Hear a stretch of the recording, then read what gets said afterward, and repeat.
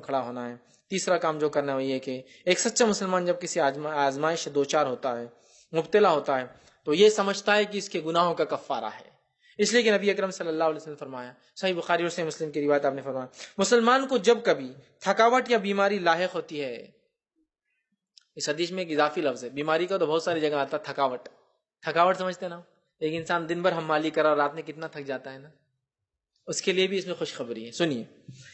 مسلمان جب تھکاوٹ اور بیماری لاحق ہوتی ہے اسے، یا وہ حزن و ملال میں جو ہے مبتلا ہو جاتا ہے، اس کی تکلیف پہنچتی ہے، حزن مطلب اس کو بہت غم ہے، ملال ہوتا ہے چیزوں کے جانے کا، گمنے کا، اس میں مبتلا ہوتا ہے، دوچار ہوتا ہے، حتیٰ کہ اگر اسے کانٹا بھی چبھتا ہے، غم ہو، پریشانی ہو، تھکاوٹ ہو، بیماری ہو، ایک کانٹا بھی چبھ جائے، پریشانی ایک کانٹا بھی چبھتا ہے، تو اس کے بدلے اللہ تعالیٰ اس کے گناہوں کو مٹا دیتا ہے۔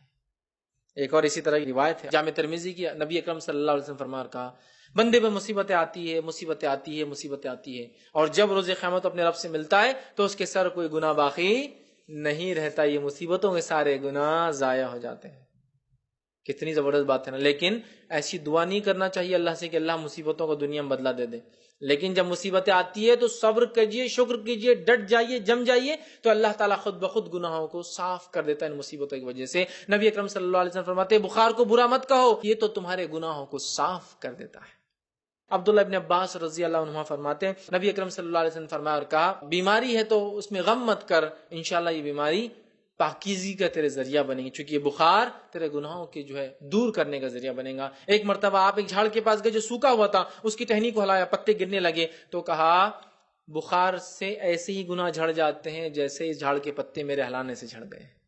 مصیبتیں گناہوں کو دور کرتی ہے۔ اب جس مومن کو پتہ چل جائے، تقدیر پر جس کا ایمان ہو، جو کہ ایمان کا ایک حصہ ہے، وہ ایمان رکھتا ہو، توحید میں مضبوط ہو، اور یہ سوچے کہ اللہ مصیبتیں تو یہ میرے لیے طریقہ نجات کا، کفارہ ہے میرے گناہوں کا، تو وہ انسان کے خودکشی کرے گا۔ تو یہ حل یاد رکھیے، ایمان پختہ کیجیے، توحید وہ کیجیے، ایمان اپنا تقدیر پر پختہ کیجیے، ساتھ میں ہر آزمائش کو اللہ کی طرف سے جو ہے یہ ایک طرح سے سمجھ لیجیے گناہوں کا کفارہ ہے۔